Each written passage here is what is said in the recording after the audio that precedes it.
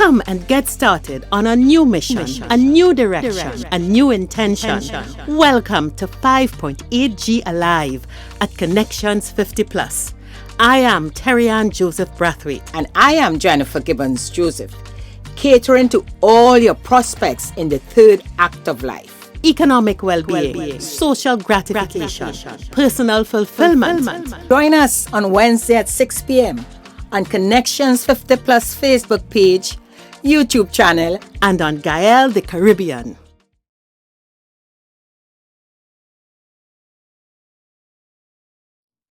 Hi, good evening, everyone, and welcome to Connections 50 Plus 5.8G Alive. I am Jennifer Gibbons Joseph, one of the co-creators of Connections 50 Plus, and as usual with me is my colleague. Hello, everyone. Hello. How are you? I am Terri-Ann Joseph Brathwaite, the other co-creator of 5.8G Alive, brought to you by Connections 50 Plus. Happy Emancipation, should we say, Jennifer? Of course, we celebrated, Trinidad and Tobago, we celebrated Emancipation on Monday the 1st. Beautiful as usual with your parade, and everybody just, we have the Emancipation Village where persons will visit. It's beautiful.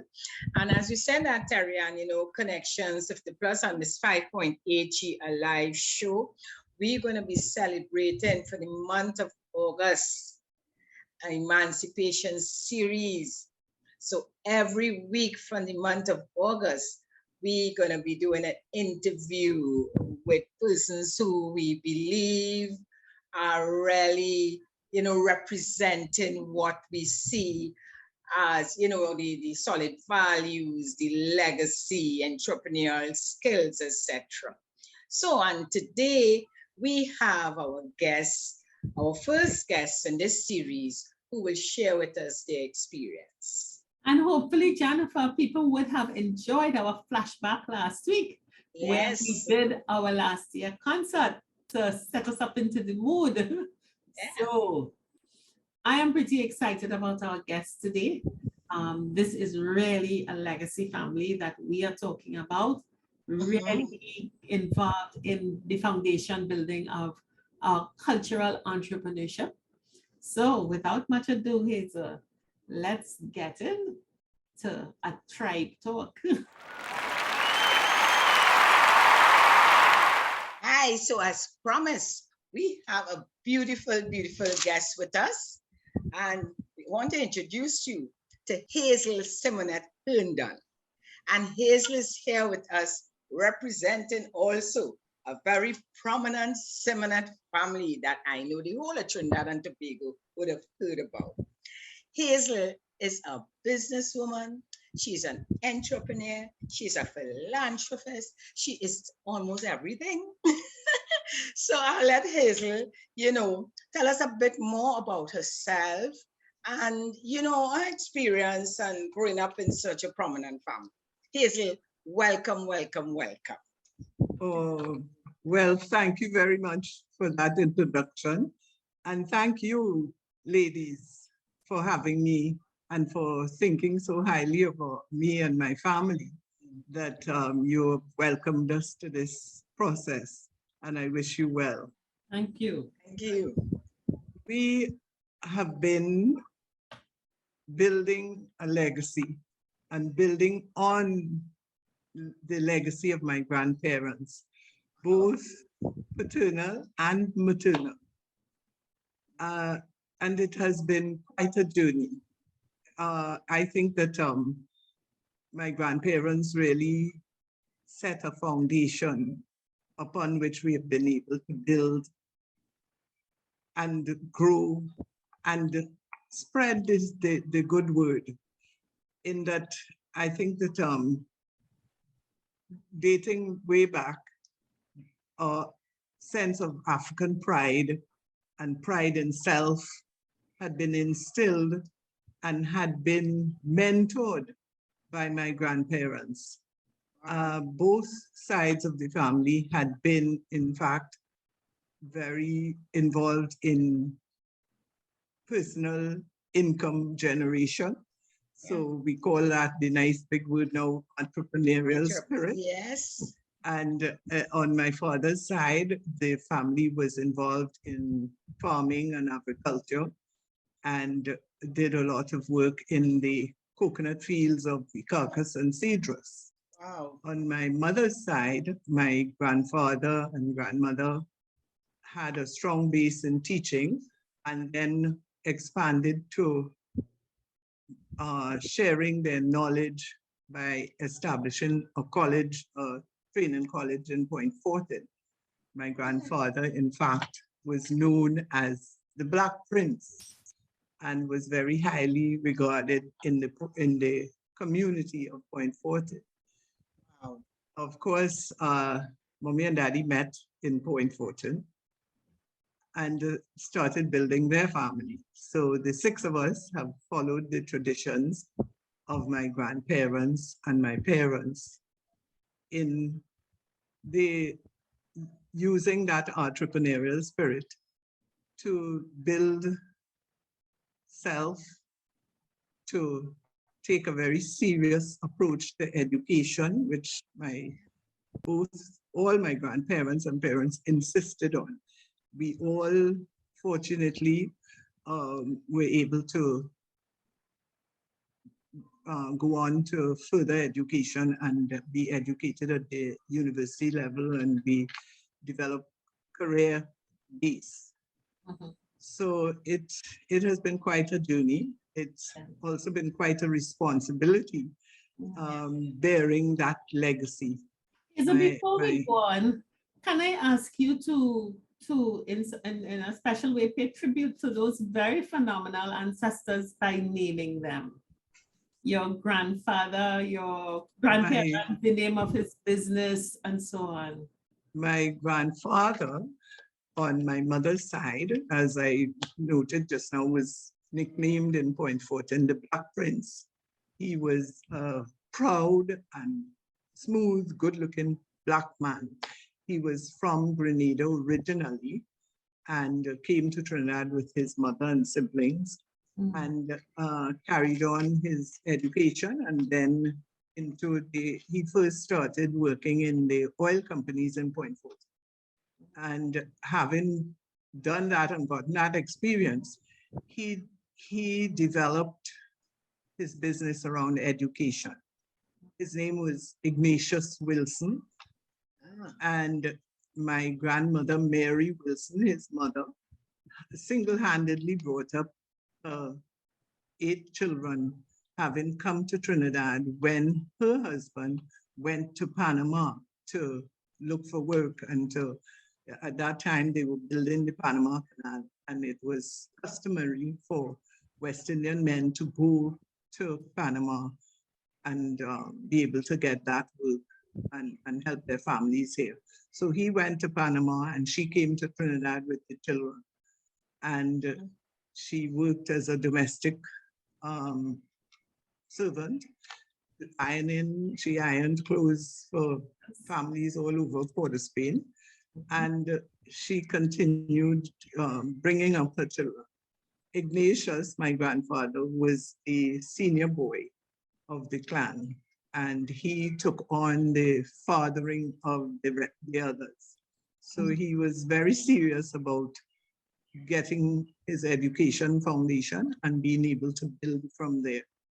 Of course, having to help his mother financially and help with the children, his siblings.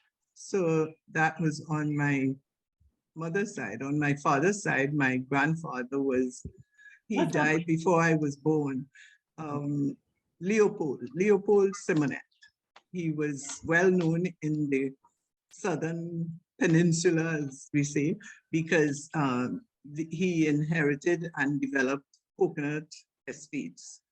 And Leopold was a big, tall man, and he had quite an imposing personal structure. So he managed his estates with that kind of strength behind him. Of course, a lot of laborers to manage, a lot of, the whole competitiveness of the coconut estate business and so on. So he continued to spread, and he acquired estates in Chatham and Point Coco and that whole southern area. So there you have it. My grandparents on both sides, having had that entrepreneurial spirit and having had that focus of building personal income, generating personal income as opposed to being employed by others. So that kind of headset was there from early, and they continued to mentor us in that way. So that I am extremely happy for and proud of, because it certainly has gone a long way in helping us to develop on that legacy. Yeah. Do you remember the name of the educational institute that your grandfather started? I don't think he had a separate name as such. It was the Ignatius Wilson Secretarial School and College of Education. That's the name. But he also, yes, he didn't quite tag it or register it as a, I don't think he did that I'm at not that talking time. in terms of registration. It probably wasn't, but it was great that the Ignatius Wilson if it was secretarial, he was building skills in the community. Yes, he saw that as a really good way for young people to develop their skills without necessarily having to have such a huge base of a university degree or whatever, but developing skills that you can use almost immediately to help you get employment and so on. And I would additionally, say, if I can make one point here that is striking, that he developed a secretarial school, which meant that he was making a channel especially for women to become employed and independent. Yes, very much so. And in addition to that, he took on the branch of the Muir Marshall bookshop. So he had two businesses running out of his home, a home that he built from his income and his, what he earned during his years at the oil field, at the oil company. UBOT and the name, an oil company that operated in Point Fortin. And when I look back, it is amazing. I am always amazed because the home that he built was definitely palatial. It was very big, the basic domestic area. And then he had enough land that he was able to build on the secretarial school using part of the garage and extending it to the back area to get classrooms. He had 2 huge classrooms. And of course, all the equipment, the desk and everything else. He became very versed in palantyping. And he thought that was a skill that young women could develop very easily and quickly, and then use in their secretarial positions. So he palantyping and shorthand. He developed about 2 different types of shorthand himself, self-trained, self-educated. And he would, anywhere you saw him, he had a pen in his hand and he would be scribbling shorthand in 2 different versions.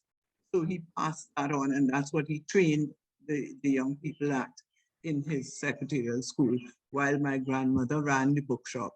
So the bookshop was also part of the house. It was downstairs to the front. So it was on the main road going into Point.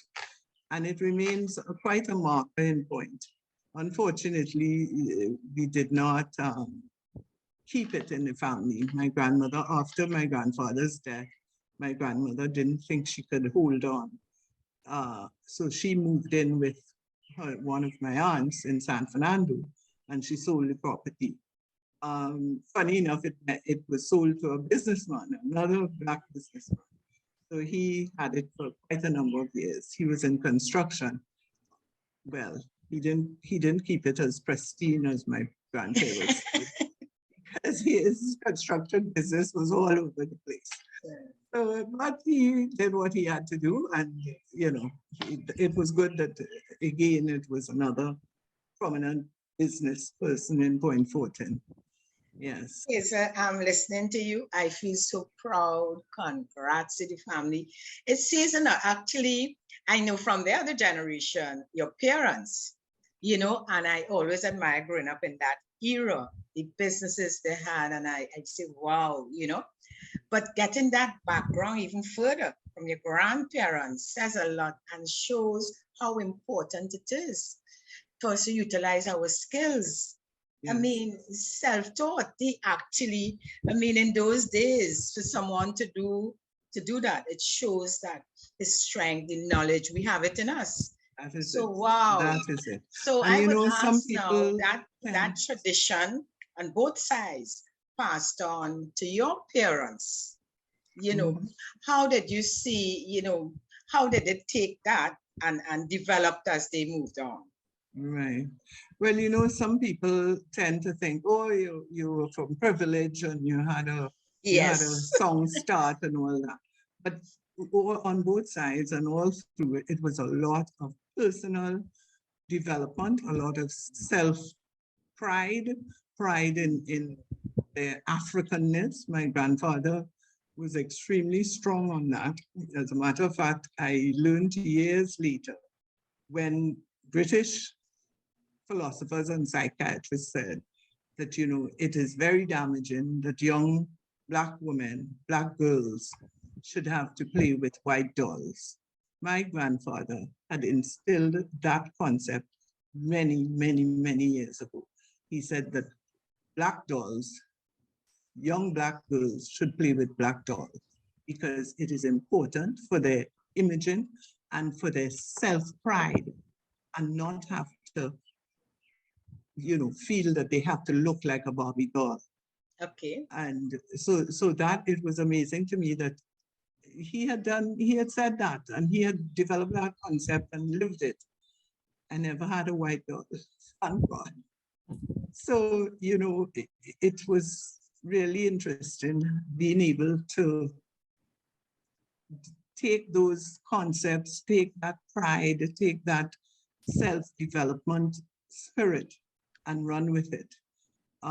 So that the whole thing about privilege and having, it's of course fantastic to have role models and to have that kind of strength in your role models, which is why each generation needs to work on it, because you may not have been born into it, but we have to work on it so that we in turn could be mentors to other young people and be able to hand on the legacy of education, personal development, community. He was very big on that, in that he always felt that anybody he met, he had to add to their experience and to help with their development. He was very, very big on that. And that's something that has come through in all our practices.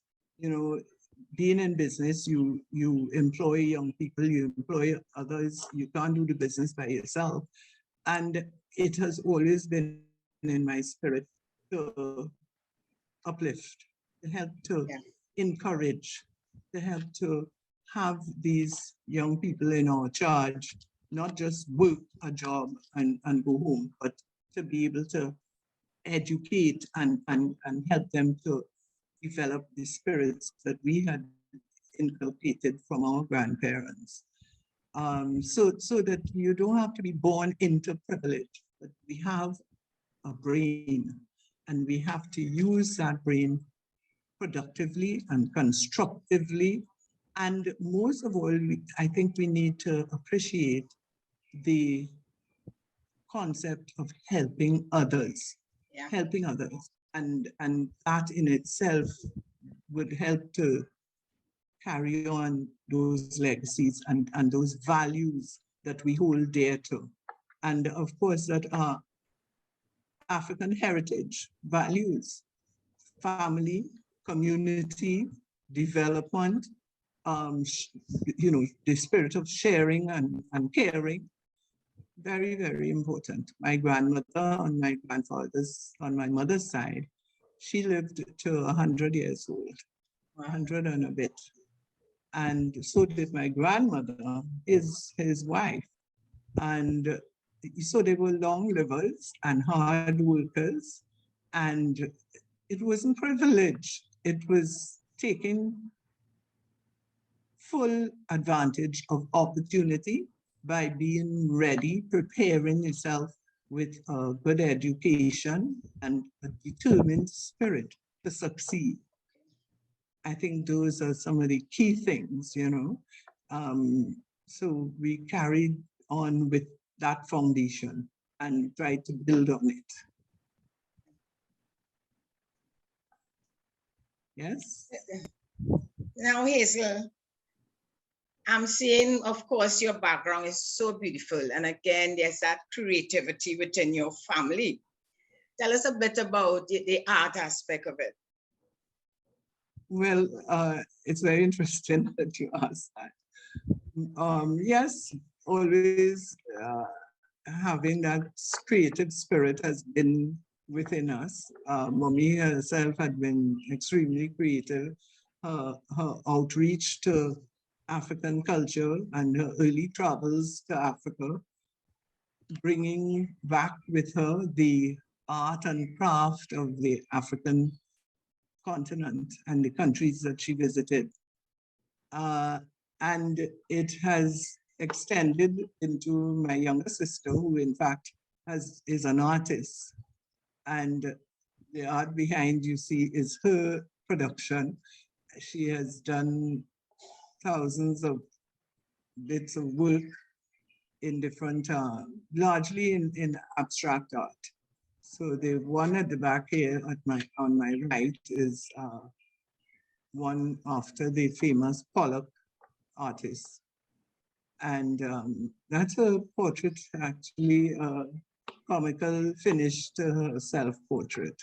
And it's very interesting because she took on the actual art, but of course in developing business, and my mother particularly in developing her personal image, she took very seriously, and she worked with Africanizing herself and her family and her businesses. When Mommy started the travel service initially, she had all her workers uniformed in African outfits. The men wore dashikis and the women wore wrap skirts and head ties. The gele was introduced. She introduced the gele, and she worked a lot on spreading the techniques of head tying and spreading the pride and appreciation for our traditional African wear. So the culture and the art was all intertwined in her expressions. Hazel, can you describe how your mother transitioned from your grandparents, paternal and maternal? How do you know how your mother grew up, and how was she inspired by her parents to get into this sense of who you are? I can imagine your grandfather having a secretarial college and so on. But how did your parents, what did your parents take from their parents to cause them to be who they are? So we could see that distinction through the generations. Basically, Black pride in self and pride in our Africanness. As I said, his nickname in Point Fortin was Black Prince. So his Africanness was always foremost in his thinking and his application to developing people, our people, and passing on his knowledge and his training. Mommy took off based on the educational background, and both Mommy and Daddy started in teaching. So again, they're sharing and spreading the knowledge and helping to develop others. But I think what really kicked off the business development in mommy's and mommy and daddy's experience was having a big family and being determined to provide for them in the best way possible. And therefore, they took off realizing that salaried positions may not have been able to afford Especially in their those children. days.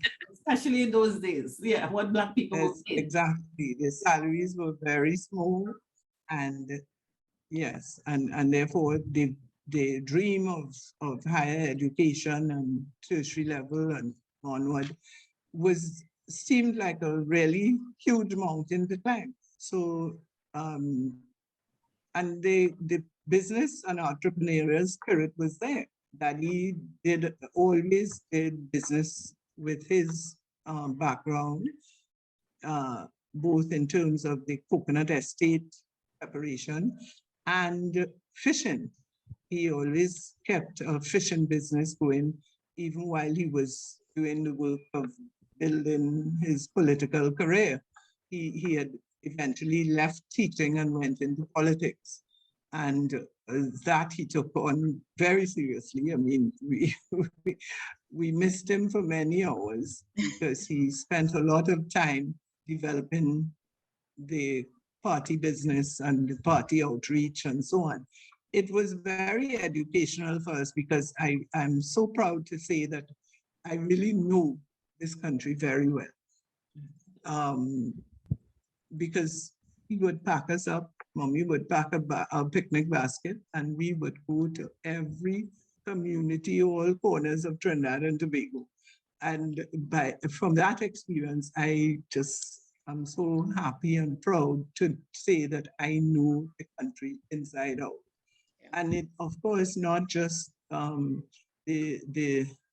the country by locations and the geological outlay of the country, but by the rich culture and the communities that on those journeys that he would lecture to us and talk to us about the different people, the different areas, their background, their experiences, you know. So we early on, we developed an appreciation of all that the country is made up of.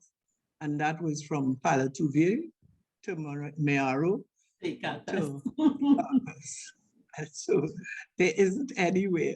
And he did a really, really fine job at helping to develop the political party he belonged to. So that was an education in itself and quite an experience. I mean, I unfortunately, I have friends in the Port of Spain area who barely know anything past the lighthouse. But it's an education, it's a heck of an education when you have that kind of exposure. And that's something my great-grandmother talked about. She said, one of the biggest teachers is exposure.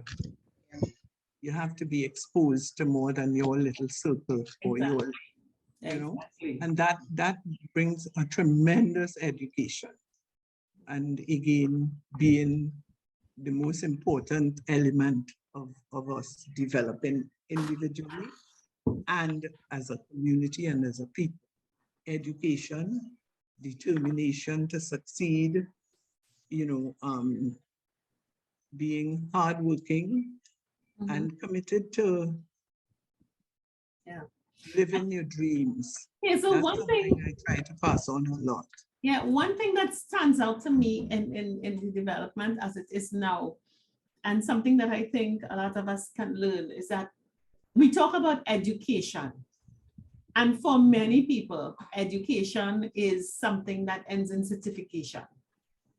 But your background says that your education, and unfortunately for many people, if your education is just certification, you're really not going to achieve a lot.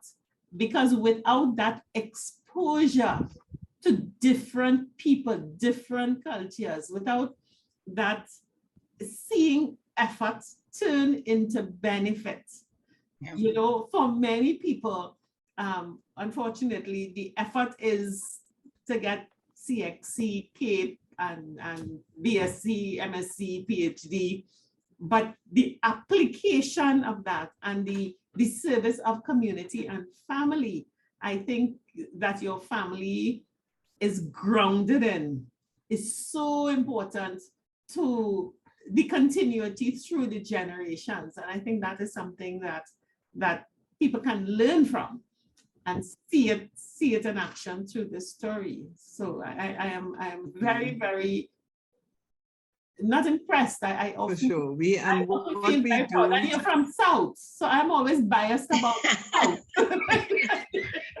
You know, I think everything good important Spain from South. There. Absolutely. No, but it's very, very important. And if you don't have it naturally or you didn't experience it in your family, it is your duty bound. We are all duty bound. So search it out, find it, expose yourself, prepare yourself. Take a drive. Just take a drive. Yeah, make that effort to really expose yourself to more and more and more outside the classroom, outside the university, but life and appreciation and respecting others and being able to, you know, have that knowledge and imbibe that spirit is so important to your personal development. Do you know how your grandfather came to own the estates? Well, I believe some of them were handed down to him, again through the generations and so on. The core family way back then was originally from a European break-off. The name Simonette is French, Italian, and they came to Trinidad many generations back. And of course, they were plantation owners, and they settled in and developed from there. So he did, my grandfather, Daddy's father, did inherit some land from his father. But he did a lot of expansion. Even after his death and way into Daddy's adult life, he was still finding bits and pieces of land all over the South that he bought. So he was very much in, you know, in land ownership. He thought that was a major thing, and he did pass it on. But unfortunately, he kind of tied it up in a strange way. So we tease and say, no, we're very land rich, but not necessarily cash rich. Because he tied it up to the children of and the children of the children and on like that. So the actual title is very difficult. And you can't raise funds or you know, make much of. So he tied it up in wanting to keep the land in the family and pass it on. But he didn't realize that that meant making it very difficult to do much with the lands. Bless his heart. But, in those you know, days, in time we have been... Yes. Yeah. The priority was keep it in the family because there would have been many wanting to take it away from the family. Our generation has to figure out the titles. How to get titles. But we have the title. And we have been working on it, fortunately, with the efforts of my parents. Two of our siblings are lawyers, so the duty is on their shoulders. Get those titles sorted out. At least they have the title. My brother, my elder brother, who unfortunately passed on about 5 years ago, he drowned. He was the landman. He really took on. He and another cousin, Daddy's nephew, they took on the land and they tried to continue the legacy, and they did so to a point, you know. So they went down and lived on the land and planted it, had some product and reaped some benefit out of it. So, you know, it happens differently for different generations, but The lesson is building always that it started with so much sacrifice, and the core lesson. it never ever is. You see it today and you think, oh, they're this and that, but unless you see the generational Yes. continuum, you Yes. do not understand or know what it takes to be Yes. that person. Yes. And Mommy took on carrying on her father's legacy in that way by, recognizing that the education of the children is important and it couldn't be done on a salary. So she and Daddy seriously took on developing business. She had the first African Caribbean boutique in Trinidad and Tobago, and she was out there since the mid-60s. So when the Black Power Revolution came along, she was already living it, and she was able to help them in a number of ways. And when the sisters and brothers started getting married and so on, they would come to her, and she did several African styled weddings. And that was really a proud situation. Freak was the Caribbean African boutique that she owned for many years. I, in turn, carried it on. I like Jennifer, I imported clothing from Africa and had my younger African friends and business people trade with me. And I carried it on for many years. And up to now, I still have pieces for sale and so on. So it just has been a wonderful journey, and it has been very grounding, very a situation that develops such great pride in our heritage, pride in our being, our African heritage, our African being. Mommy, from the early 60s, started wearing her African clothes daily, not just for special occasions, but daily. She was seen up and down Port of Spain, and she walked a lot in those days. She would walk the full length of Frederick Street because her travel service was at the top of Frederick Street, Memorial Park.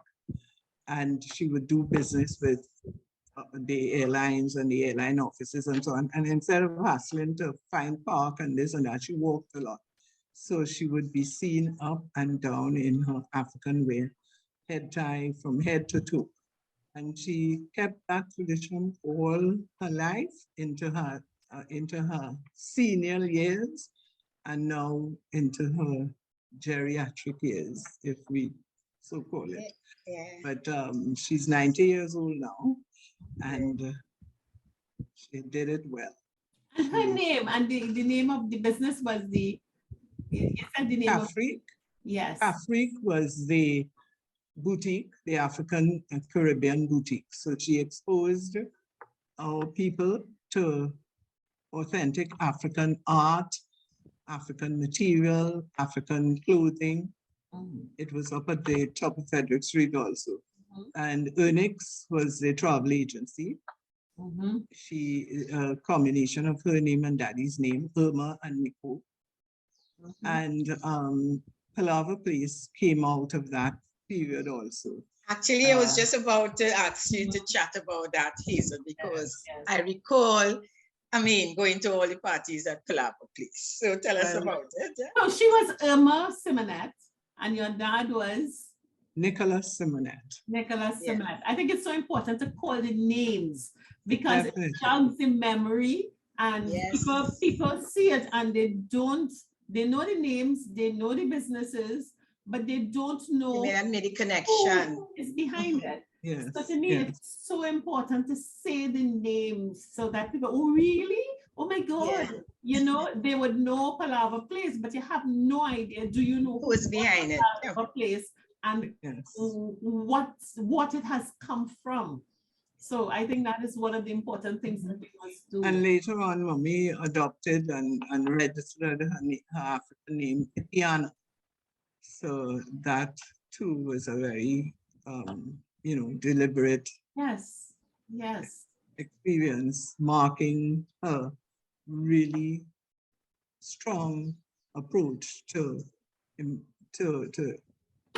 embracing her Africanness. Yes, excellent. So Hazel, about Palaver, please.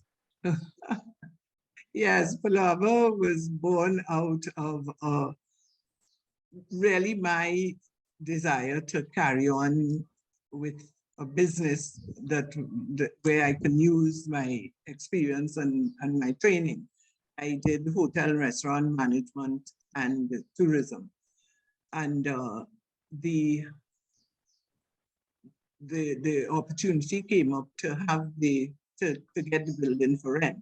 Actually, the landlord of Caffrey, which was higher up, came to us and offered Mommy the spot at the corner of Gordon and Frederick, Lava Place, and offered it to her to expand the boutique. But when she and I went to see it, it definitely was way too big for the boutique. And I was still in my second year of college in Canada. And it came to me that, look, this is an ideal spot for us to do something in restaurant and entertainment business. So Mommy took to it, accepted the vision, and I went back to finish my years at college. And my brother, my sister, and Mommy started preparing the place. And we took off as an adult entertainment center. Our focus was on presenting live music. So we had a number of jazz sessions and live entertainment by various well-known musicians in Trinidad and Tobago. And it was beautiful. It was lovely. People enjoyed it. We added food and, well, of course, the drinks and food were a key part of the business. And it so happened that we were just well positioned with the space and with the preparation to take off on the disco era. Yes. So the music got a little louder, and we had an affiliation with another Black business, the O'Brien record shop. So we got all our records from him, and he then came to be our in-house DJ. And the music just took over, in that disco period. So we went with it because it was lucrative, and it certainly was a very very interesting development, because more people became clients of the business, and it certainly spread a kind of joy and pleasure in doing it that was a little more than the smaller market of jazz and live music. We still did the jazz and live music, but the disco dancing and the disco music took over. It was just, we were in the right place at the right time, and had the product, we had the plant to take it. So it was, the space was big, the Sapodilla yard, as we called it, was wonderful, open air area. And it lent itself to that, and we continued developing the property to accommodate the energy of that period. And, it was really very beautiful. Up to today, I find people who tell me of all sorts of experiences that they had at Palaver. Apparently, a number of marriages were spawned there. And of course, the entertainers and the musicians always have very happy and proud memories. We tried to encourage the steel band movement, that they could play in a smaller group, in a smaller space, because the steel band orchestras were growing and growing, and their big focus, of course, was always panorama. So you had to have 35, 40, 50, 100 people. And we had quite a challenge encouraging them to downsize and be able to still entertain and provide very good music with a smaller number of people because we couldn't accommodate that many people. Similarly with the orchestra, well, what did we call them? Not orchestras, but the brass bands and the music bands. They too were going for size, and it just couldn't work in this space. So you had to realize that adjustments had to be made on both sides. So we worked with it, and we had many happy moments. Yeah. Lovely entertainment, lovely opportunities for the bands to make money and develop, more of a following and build themselves and so on. Several of the top bands played at Palava over the years. And those things we were really proud of and happy for. And so all of us pitched in at different times. And I came back from college the 6 months into the opening, after the opening, so that it in fact opened without me on spot. I took over from there, managing and organizing the programming and all that went with it. So it was, again, a fabulous experience. I got exposure and experience in marketing, in personnel management, in operating a business that was evolving very quickly, so that life experiences that I couldn't get in a classroom. And, it just was a beautiful experience, and we were happy to have done it and to have so many good memories.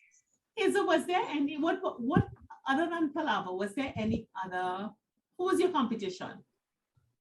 Well, coming after us were a number of other night sports, a couple of clients and friends opened Impact, lower down on Frederick Street, Rolls Royce over on Abercrombie Street. Those were the two immediate ones in the Port of Spain area. But you were the first. There was an energy and a character. The first in that group, yes. You had JB's out in the east. Yeah, but JB's was not a bit before us. Our people. Not really. Was not. And then Heritage came on after, and and then Atlantis. Yeah. Again, young men who had seen our success and wanted to duplicate it, and that was in itself, something that we were very happy for, and a compliment to our efforts. Yeah. So yes, there were a number of night sports and entertainment facilities that grew up out of our example. Yeah. And yes. I want to really highlight that as part of our legacy, because today, although we resist it, and I say we, the powers that be, resist acknowledging the entertainment sector. And I speak essentially of Calypso, Soca, West Village, Tobago Heritage, as it is really the alternative. I shouldn't say alternative, it should be the parallel to energy in terms of bringing revenues in. And when we think of the musicians, although the disco may have taken over, but at the end of the day, every band of 10 people entertain 500. So yes, you will see the 500 in the audience, but that band of musicians, those jazz artists, those Popeye Steel Band people that created the first stage side, they are the nucleus of this powerhouse. I mean, just this weekend, we saw what Tribe did in launching Carnival, and if we are not distracted by the costume and the mask, but we look at the energy and the ecosystem that is around it, that is fueling recovery. And another thing that started that. Another thing that was very had its core in the Palava experience was the spoken word. We had Yes. many poetry sit-ins, Sunday evening poetry readings, and spoken word presentations. And those artists, you know, are happy to today having developed an audience and having had that kind of outreach, that place. Because I think you were the original big black box. The original. Yeah.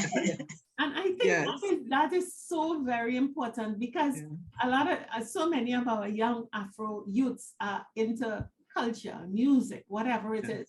But even when we think of today, is there a palaver for them to, I suppose the audience is so big, it must always be outdoor, and you need your strutting and your bunting. Come in and out. And that was one of the challenges. We could never find a location fitted, you know. Atlantis went totally indoors.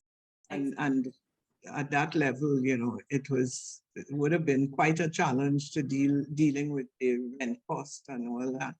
But the kind of location that lent itself to both indoor and outdoor. I mean, we did many musical sessions under the sapodilla tree, and that was so lovely, you know. It was very interesting. The pan, the combo sides of, you know, different ones. And the spoken word was largely indoors, but we had quite a lot of lovely experiences under this sapodilla tree.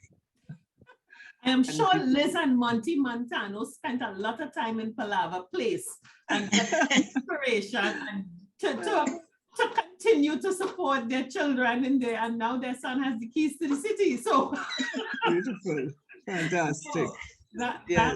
You know, Hazel, I'm so happy to have enjoyed energy in those days. You know, it's really, really beautiful.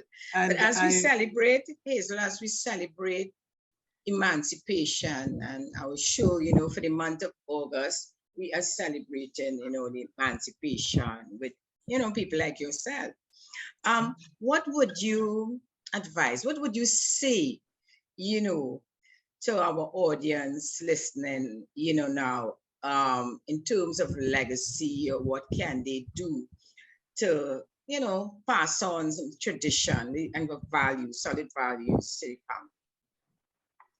Well, as you know, Jennifer, out of the background and the tradition that we grew up in, African heritage and African pride, I became associated with the Emancipation Support Committee many years ago, and I have continued my work with them up to this day. So we are celebrating 30 years this year. Yeah. And congratulations. Yes, thank you.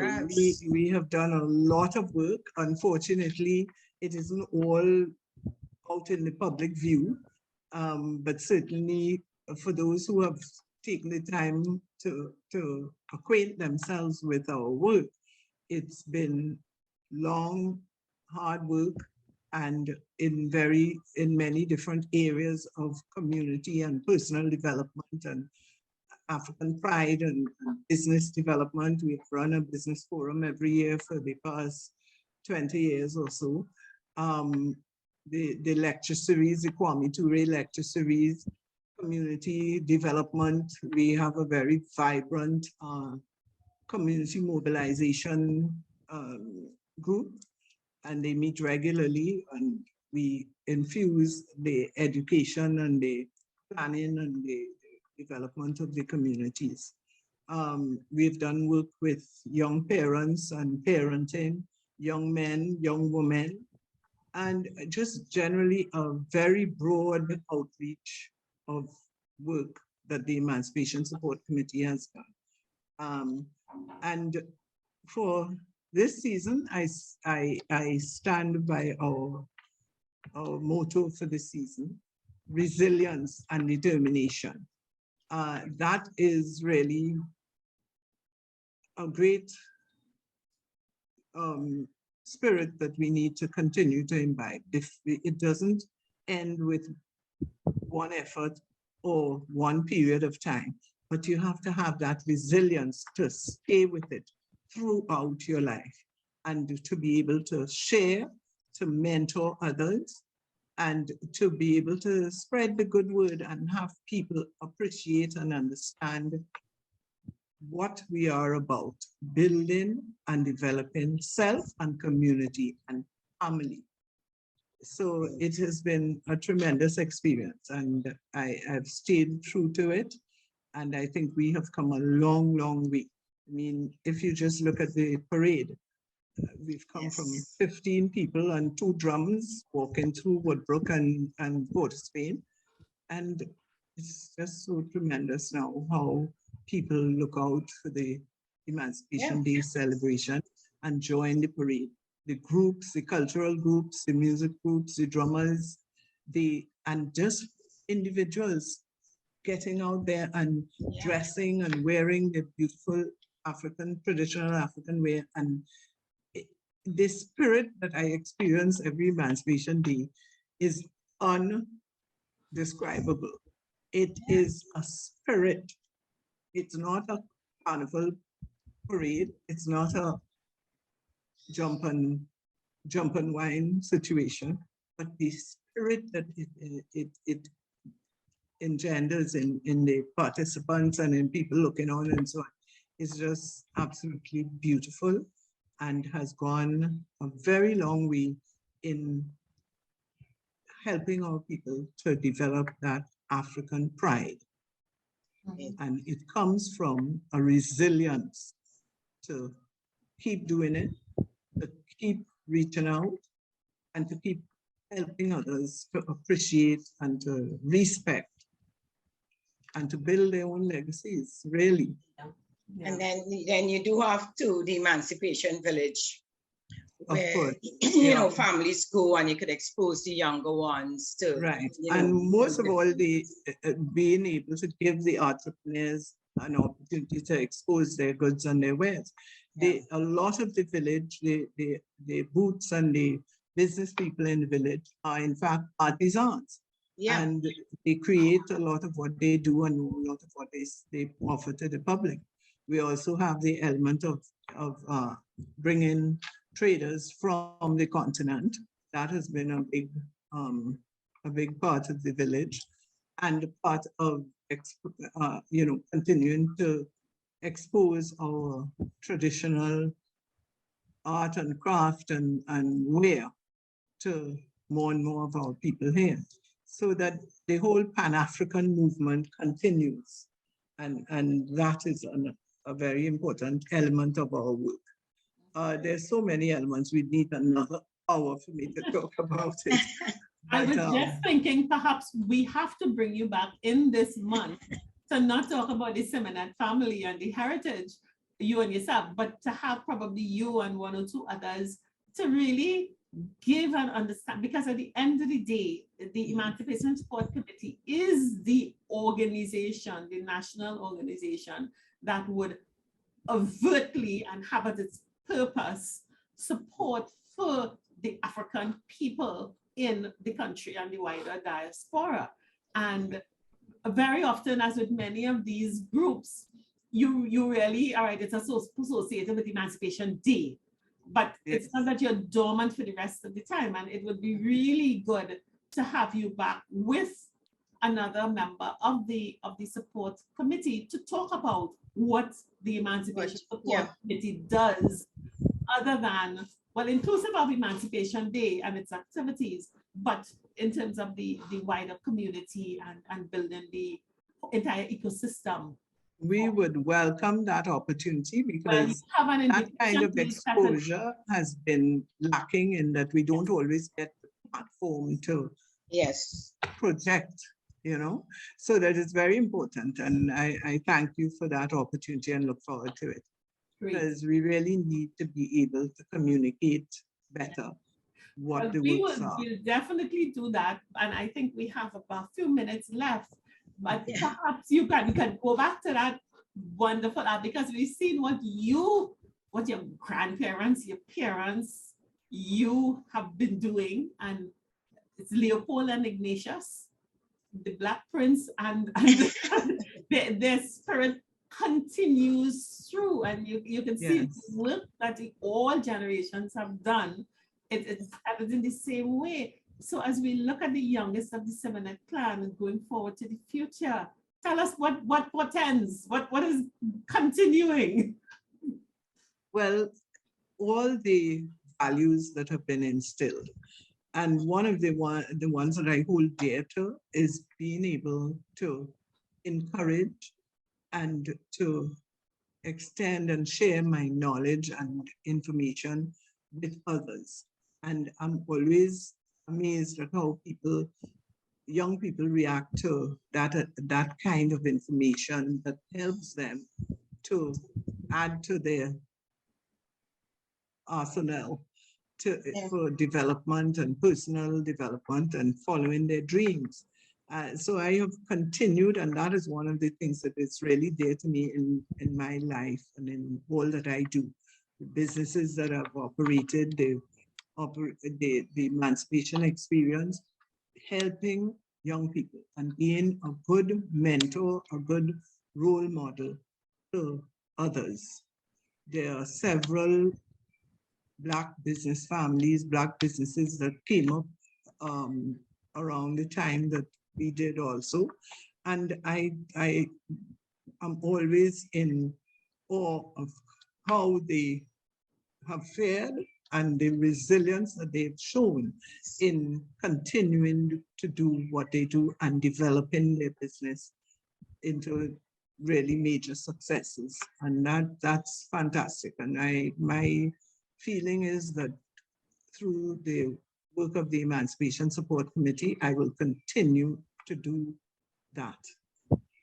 Continue to mentor, to drive, to encourage, to help people reach their highest heights. Yeah, I want to say, and I'm sure Jennifer, you'll agree, one of the platforms of Connections 50+ is your own economic well-being, in addition to your personal well-being, and then building community and tribe.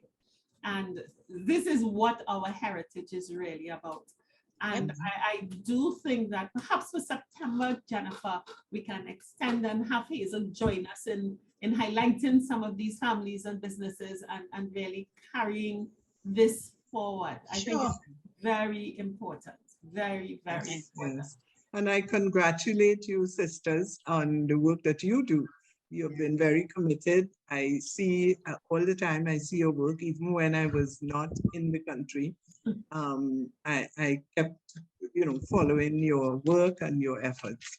And it's very good. It's tremendous what you've been able to achieve. And I congratulate you. And I wish you all success, continued success in the future. And thank you again for giving me this opportunity and for the respect and regard in which you hold my family. Oh, definitely. Yes. Yeah. So this is not the last, as Terri-Ann said. Definitely we are inviting you back and member of the Emancipation Committee. And for you to join us, maybe during the month. I know your time, I know, but I know you're going to make some time to be with us. So once we have that helps. That helps for sure. So thanks again, Hazel. All the best to you and continued success also. Blessings. Well, what else can we say, Terri-Ann? That, Hazel's story. Wow, wow, wow. What a solid foundation and legacy that they will, and she said privilege in a way, but I would say yes, privilege to be in a family with that solid foundation. The heavy values, the African tradition. So yeah, and Hazel, there's so much more could have been said, but I learned a lot from just listening to Hazel, chat and share the stories about her family and her experience. And, give the tips to us, what can be done to really leave a legacy, or what she sees as a legacy and foundation for families. Yeah. Definitely. So we will continue this journey, and we look forward to next week when we have yet again another sterling example of an Afro-Trinidadian family that has managed to transition their values across more than one generation. So see you next week. Bye. Hey, bye for now.